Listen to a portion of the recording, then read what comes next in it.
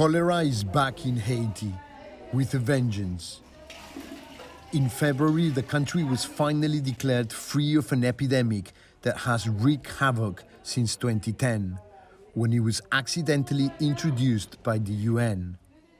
But just a few months later, it returned. El cólera surgió porque había una crisis política que conlleva que había tranque en las carreteras y había dificultad en la comida, en abastecimiento de agua. Eso conlleva la mala condición higiénica. Eso conlleva que haya un surgimiento de nuevo del cólera. Dr. Delgado told me he risks his life every day to come to the clinic because the area is controlled by gangs. At least 100 people have died from cholera. The real toll is likely to be higher. Many don't make it to the clinic. It's too dangerous to travel. Ça qui est difficile qu'on est pays à lui-même li pas marcher, pas rien comme si son pays pas marcher. Son pays pas marcher. After the assassination of the president last year, almost everything in Haiti collapsed. Protests were met with force by an interim government which was losing control. The power vacuum was filled by violent criminal gangs who took over vital ports, the fuel supply, and who sprayed bullets in the streets. Driving through the capital city, there's a feeling of desperation and lawlessness. The streets of Port-au-Prince have become so dangerous that it's risky even to leave your car. Violence can erupt at any time. Kidnapping has skyrocketed as the gangs see it as a way to finance themselves. In the middle of all this, Haitians are trying to live their lives with practically no infrastructure in place. People are living in fear. Many have been killed in crossfire, but the gangs also target people they claim are informants. Executions are increasingly common. So is rape. I met Simone, not her real name. She's 13 years old. We have concealed her identity for her safety.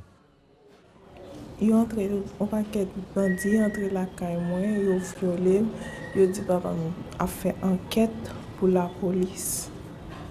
Yo bat moi, yo violé, yo prend, yo boulé, nous pas jeune cadavre. Simone is now being cared for by UNICEF. She's terrified, traumatized, and wants to leave Haiti for good. Most women don't feel able to report sexual violence here, so we don't know how many survivors there are. But UNICEF representatives told us that for the gangs, women have become trophies of war.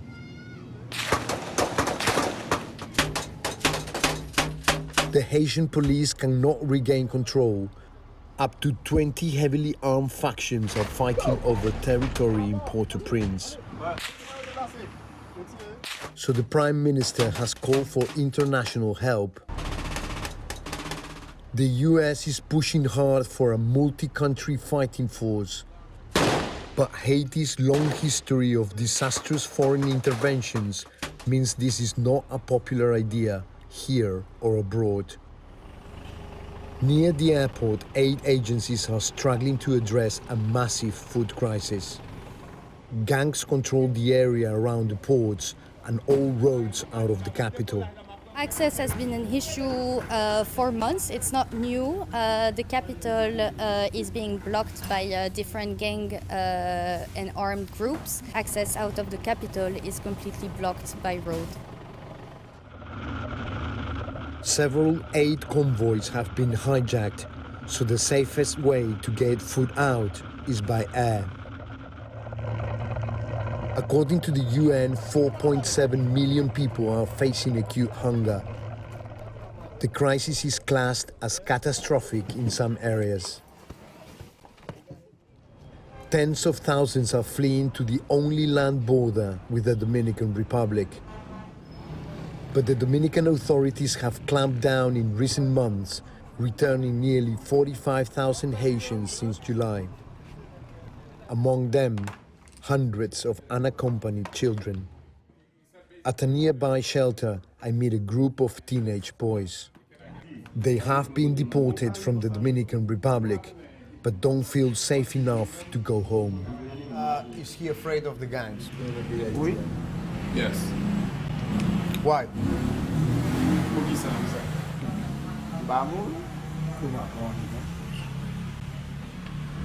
Gade, zi, simba isi doing bab ka manje mba gen moun kote ba Haiti.